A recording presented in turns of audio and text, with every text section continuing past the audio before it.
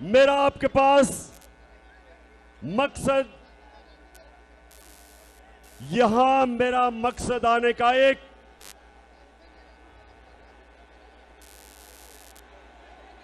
कि आप सबको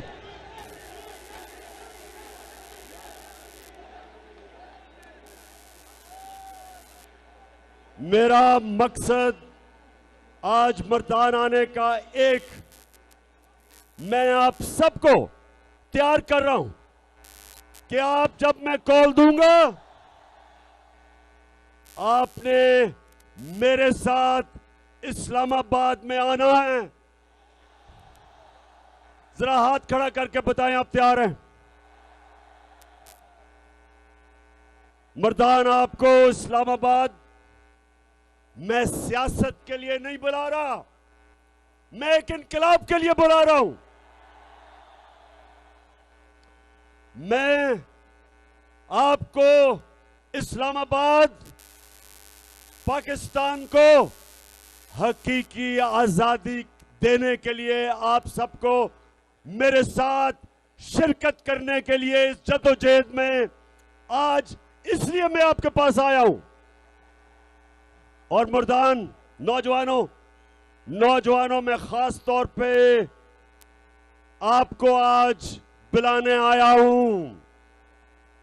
और नौजवान कौन है? जो भी मेरी उम्र से कम उम्र का वो नौजवान है,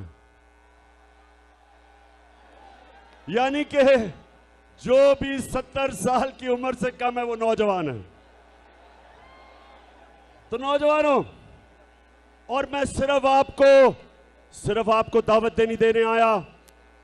मैं पाकिस्तान की अपनी सारी बहनों को, माओं को, बच्चियों को, आपको भी दावत देने आया हूं। मैं बच्चों को दावत देने आया हूं। जिस तरह मेरे माँ बाप कहते थे कि तहरीक पाकिस्तान में औरतें भी शामिल थी, मर्द भी, बच्चे भी, बुजुर्ग सब शामिल थे। तो हकीकी आजादी के लिए मर्दान फिर से हाथ खड़ा करके बताओ कि आप मेरे साथ शामिल होंगे। इंशाअल्लाह मैं आज यहां से ये जो चोरों का टोला है, मैं इनको पैगाम दे रहा हूं। और ये जो मफरूर बुज़दिल डाकू जो लंदन में बैठा है वो भी सुन ले। सजा याफ्ता मफरूर और इस मुल्क का डाकू, तुमने इस मुल्क के फैसले नहीं करने। इसकी कौम, हमारी अवाम फैसला करेगी कि पाकिस्तान की क़यादत कौन करेगा। तो नौजवानों, मेरे बुजुर्गों, बहनों, सब सुन लो। ये वक्त है, एक फैसला कुल वक्त है पाकिस्तान पे। जब हम इस मुल्क को, एक तो जो अमेरिका के पिट्ठू, जो इनके गुलाम, एक इनसे हमने आजाद करना है। और ये जो डाकुओं का टोला, थ्री स्टूजेस, ये जो शरीफ, ये जो जरदारी बड़ी बीमारी, और मर्दान के लोगों, वो तीसरा कौन है इनके साथ?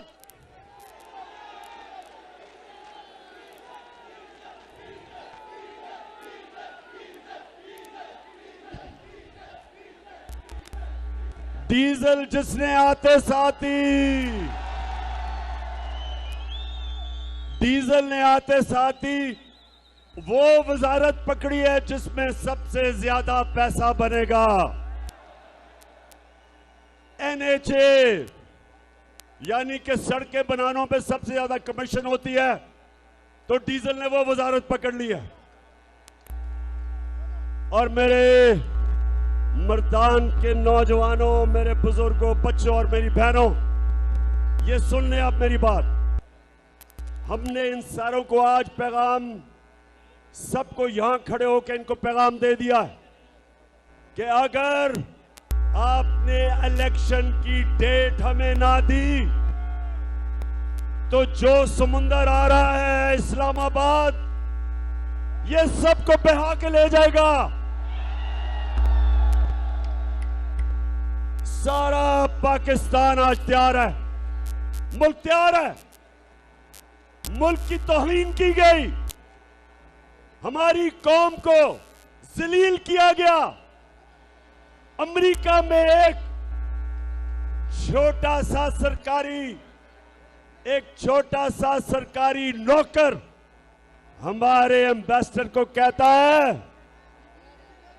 डोनाल्ड लू हमारे एम्बेसडर को कहता है कि इमरान खान को अगर तुमने वजारत उज़्मा से ना हटाया तो पाकिस्तान को अमेरिका बहुत नुकसान पहुंचाएगा। और फिर कहता कि अगर तुमने अदम इत्मीनान कामयाब कर दी इसके खिलाफ और ये boot polisher cherry blossom Shehbaz Sharif को बिठा दिया तो कहता पाकिस्तान को माफ कर दिया जाएगा, पाकिस्तान को माफ कर दिया जाएगा। मैं इससे पूछता हूं, तुम हो कौन पाकिस्तान को माफ करने वाले?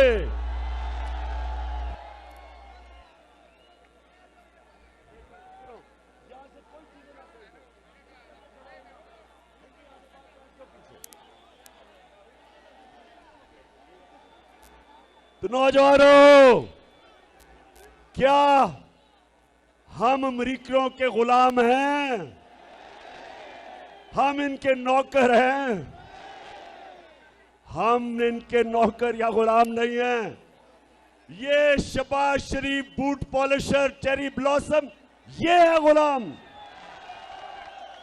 आसिफ जरदारी जिसके अरबों अरबों डॉलर बाहर पड़े वो है उनका गुलाम।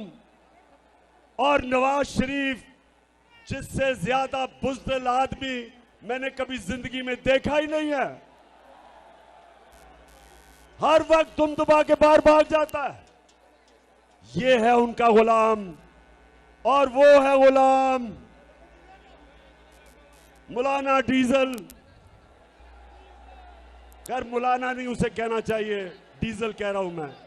मौलानाओं की मैं बड़ी इज्जत करता हूं, मैं अपने दीनी उलमा की इज्जत करता हूं, इसको मैं कह ही नहीं सकता मौलाना, क्योंकि ये डीजल के परमिट पे बिकने वाला है। इसने अमेरिकी एम्बेसडर एन पैटरसन को कहता, नौजवानों अमेरिकी एम्बेसडर एन पैटरसन थी आज से 10 साल पहले, उसे कहता कि आप मुझे भी मौका दे दें, मैं आपकी खिदमत बेहतर करूंगा इनसे। तो ये हैं उनके गुलाम। हमारी कौम गैरतमंद है। हमारी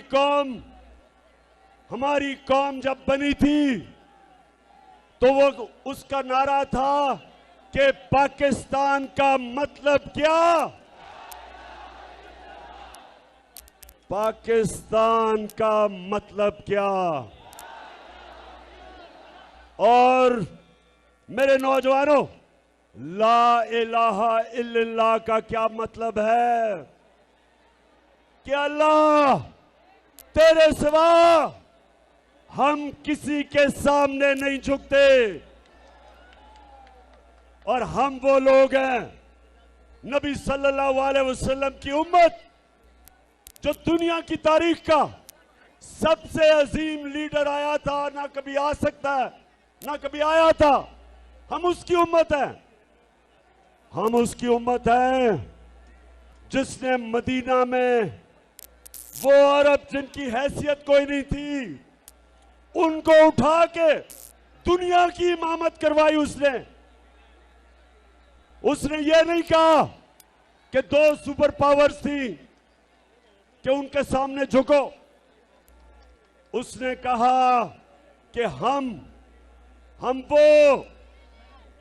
अल्लाह की वो मखलूक हैं जो दुनिया को इमामत देने आए हैं, उन्होंने उन अरबों को दुनिया की इमामत कैसे करवाई? उनको आजाद कर दिया, छोटे से लोगों को बड़ा लोग, अजीम लोग बना दिए। ला इलाहा इल्लल्लाह ने उनकी जंजीरें तोड़ दी। और सबसे बड़ी जंजीर, नौजवानों, सबसे बड़ी जंजीर होती है जो इंसान को ऊपर परवाज नहीं करने देती, वो है खौफ की जंजीर। खौफ की जंजीर। अल्लाह कुरान में कहता है, जो लोग ईमान ले आए मैं उनके खौफ दूर कर देता हूं। कोई भी इंसान बड़ा इंसान नहीं बन सकता जब तक वो अपने खौफ के ऊपर काबू नहीं पाता। कोई जनरल बड़ा जनरल नहीं बन सकता जब तक वो मौत का डर खत्म नहीं करता। कोई बिजनेसमैन बड़ा बिजनेसमैन नहीं बन सकता जब तक उसको नुकसान से खौफ खत्म ना हो।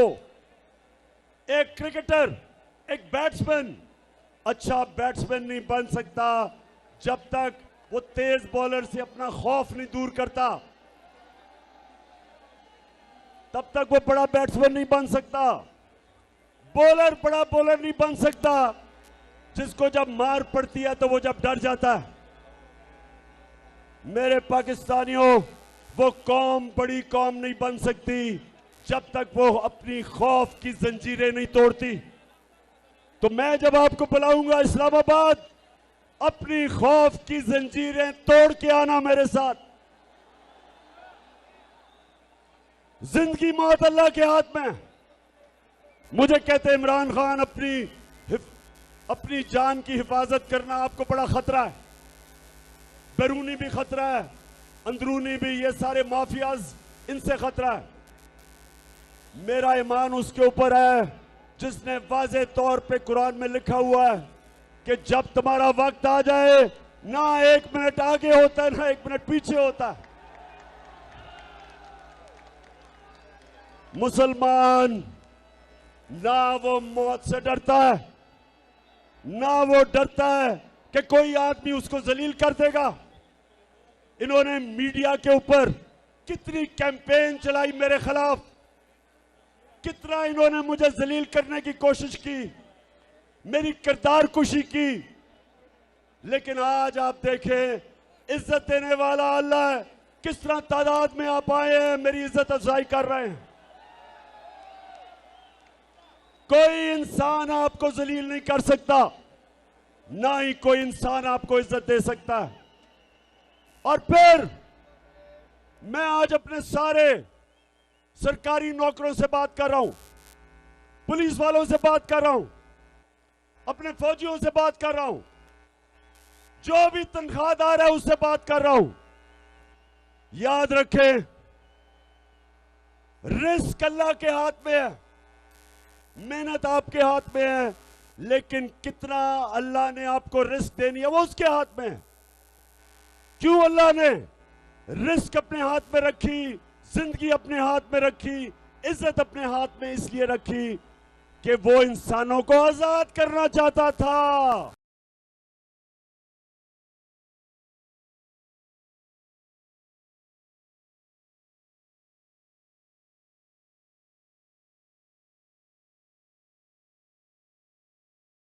और यही मेरे नबी सल्लल्लाहु अलैहि वसल्लम ने मदीना में किया। उसने इंसानों को आजाद कर दिया। वो जो इंसान जिनकी हैसियत नहीं थी, दुनिया की उन्होंने इमामत की।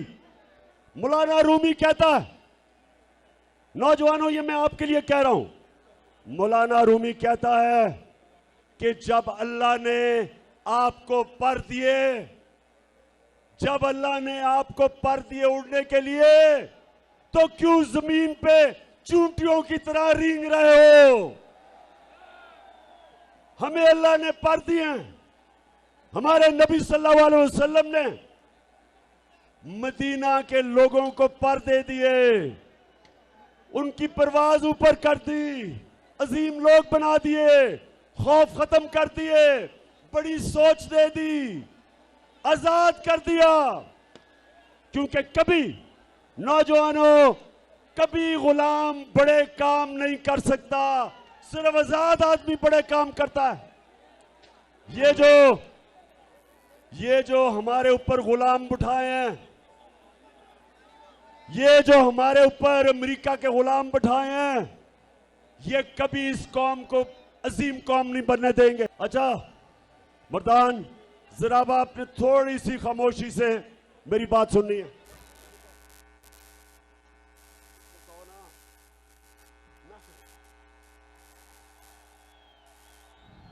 मेरी आपने गौर से बात सुननी है।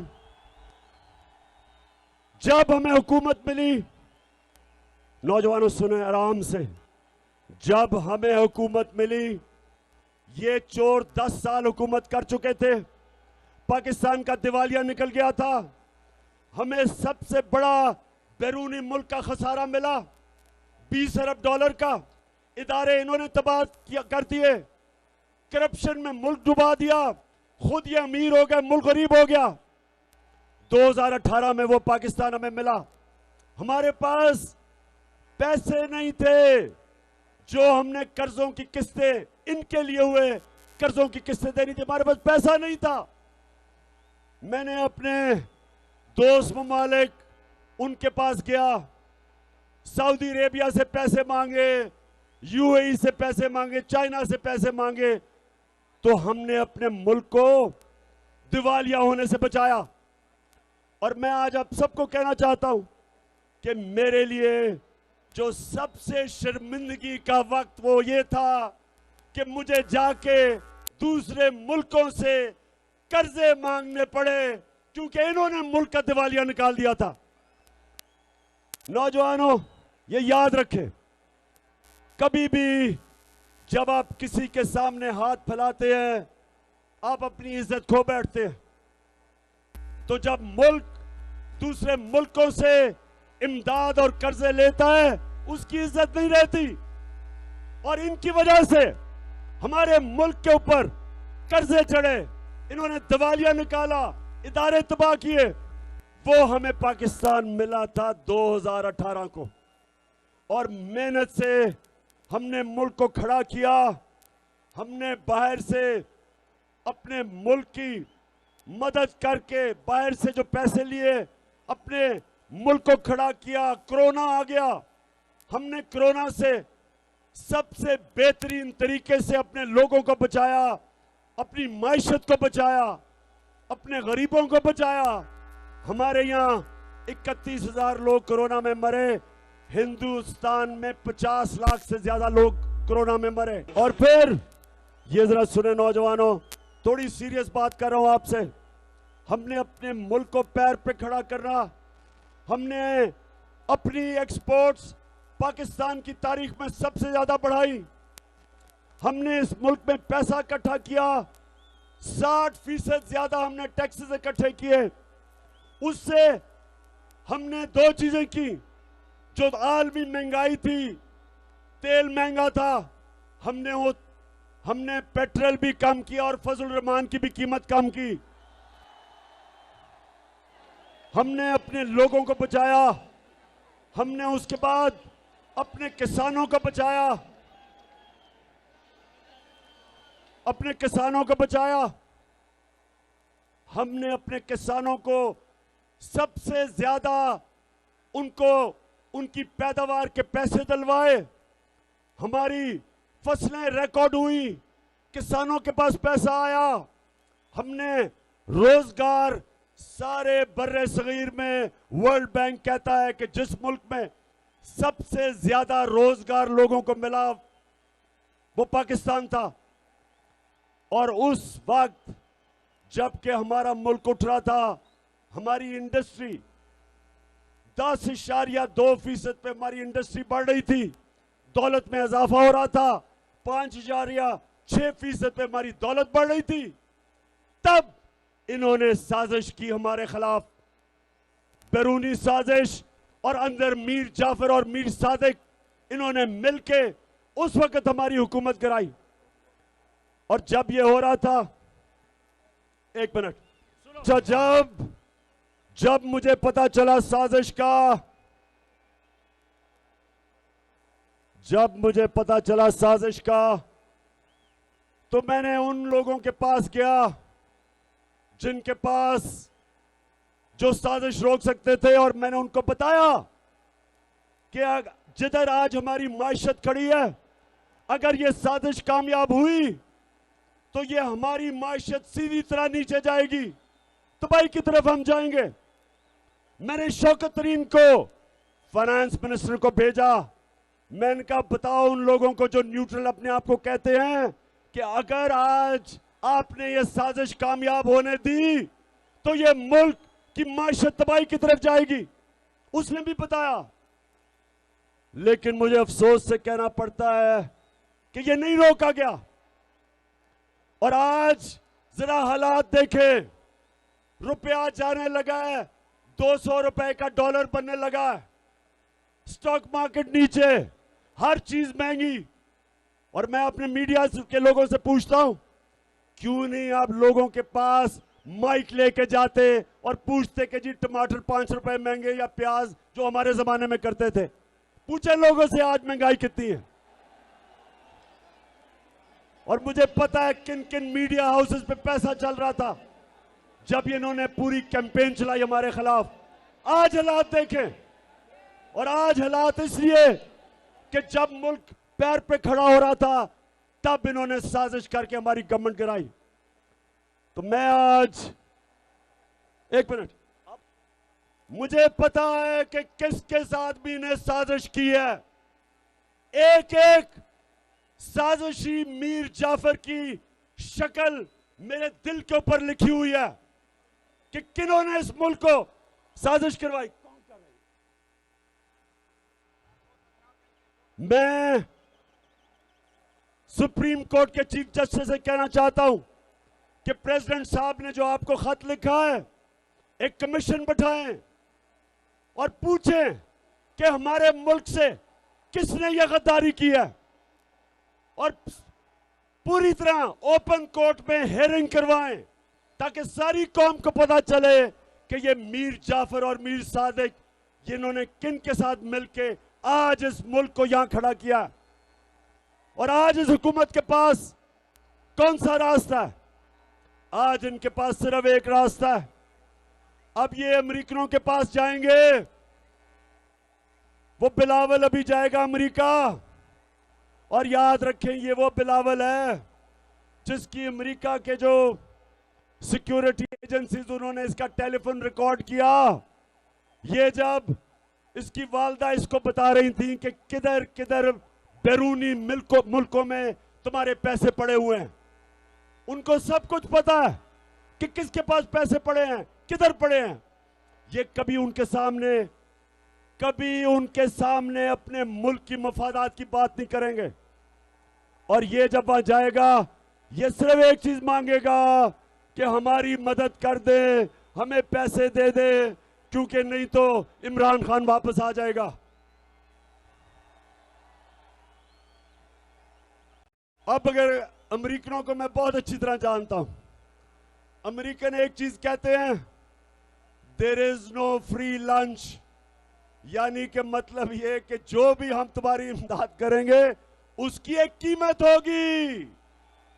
और कीमत क्या होगी पाकिस्तानियों? कीमत आपकी आजादी होगी। वो आपसे फिर वो कहेंगे कि हमें बेसिस चाहिए। वो जिस तरह हमने उनकी जंग में शिरकत करके, और पख्तूनख्वा के लोगों को तो पता है कि किस तरह तबाही मची थी पख्तूनख्वा में जब उनकी जंग में शिरकत की थी। आपको तो पता है कितने लोगों ने शहादतें दी, कितने हमारे पुलिस वाले शहीद हुए, कितने हमारे फौजी शहीद हुए, 80,000 हमारे शहरी शहीद हुए इनकी जंग लड़के। इसी तरह वो कहेंगे हमें बेसिस दो, वो फिर आगे हमें किसी और की अपनी जंग में शामिल करेंगे। और इसलिए मेरे पाकिस्तानियों, हमने अपनी हकीकी आजादी की जद्दोजहद को कामयाब करना है, क्योंकि हम किसी की गुलामी नहीं करने के लिए तैयार। इन्होंने इनकी जरूरत नहीं होगी कि अमेरिकनों को कहें कि जनाब हमें रूस से 30% कम कीमत पे तेल मिल रहा था, यानी कि हम पेट्रोल और फजल रहमान को 30% कम आपको बेच सकते थे, और 30% कम हमें गंदम मिल रही थी अमेरिकनों से, रूसियों से। इसलिए क्योंकि हमारी पॉलिसी अपने लोगों के बेहतरी के लिए थी, हमारी फॉरेन पॉलिसी हम दोस्ती करना चाहते हैं, लेकिन हमारी कोशिश कि मेरे लोगों का फायदा हो। आपने मुझे इलेक्ट किया था, मैंने तो आपका फायदा करना था। तो इसलिए जब एक गुलाम हुकूमत आती है, उनको वो करना पड़ता है जो हुक्म मिलता है। ये नहीं, रूस से ये नहीं 30% कम तेल खरीदेंगे या गंदम, क्योंकि इनको हुक्म नहीं है। इनको वो करना पड़ेगा जो अमेरिका कहेगा। यूक्रेन के अंदर इनको रूस के खिलाफ स्टेटमेंट देनी पड़ेगी। मुझे भी कहा था कि रूस के खिलाफ करो, मैंने कहा वो हमारी जंग ही नहीं है, हम क्यों उनके खिलाफ कहें। आपने कश्मीर में हिंदुस्तान के खिलाफ कभी स्टेटमेंट दी है? आपने इसराइल के खिलाफ स्टेटमेंट दिया जो फलस्तीनियों से वो कर रहे हैं, तो हम क्यों आपकी जंग में शिरकत करें। लेकिन अब जब गुलाम ऊपर बैठ जाए तो इनको वो करना पड़ेगा जो अमेरिका इनको हुक्म करेगा। और मेरे मर्दान के लोगों, आपने जब इस्लामाबाद आना है, एक और वजह है आपकी इस्लामाबाद आने की, और वो ये है कि जो सारे चोर डाकू इन्होंने ऊपर बैठा दिए, कहीं दुनिया में ये नहीं है कि एफआईए के अंदर शहबाज शरीफ और बेटों की 24 अरब रुपए के करप्शन के केस है, मनी लॉन्ड्रिंग के केस है, और यही ऊपर बैठ पहले एफआईए का इन्होंने उसको तब्दील किया। जब इन्होंने उसका ऑफिसर तब्दील किया एफआईए का, उसको इन्होंने रिजवान, डॉक्टर रिजवान, सब याद रखने नाम डॉक्टर का, एक बड़ा दिलेर और काबिल एफआईए का ऑफिसर था। उसको हमजा शरीफ ने धमकियां दी कि तुम मुजाल कैसे मेरे खिलाफ केस करते हो, और उसके ऊपर इन्होंने इतना दबाव डाला कि वो बेचारा हार्ट अटैक से मर गया। ये वही हुआ था जब एमक्यूएम के खिलाफ नसीरुल्लाह बाबर का ऑपरेशन हुआ था। जब एमक्यूएम में नसीरुल्लाह बाबर का ऑपरेशन हुआ था, तो एमक्यूएम ने जब नवाज शरीफ इक्तदार में आया, तो एक एक पुलिस ऑफिसर जिसने ऑपरेशन किया था, सबको चुन चुन के एमक्यूएम ने कत्ल किया। उसके बाद कराची की पुलिस खत्म हो गई। आज भी कराची में रेंजर्स हैं, क्योंकि कभी उसके बाद उनकी पुलिस उसके बाद खड़ी नहीं हुई। इसी तरह ये जब चोर ऊपर आ गए और इदारों पे बैठ गए हैं, सारे हमारे इदारे अब तबाह होंगे, और जब मुल्क के इदारे तबाह होते हैं, मुल्क तबाह हो जाता है।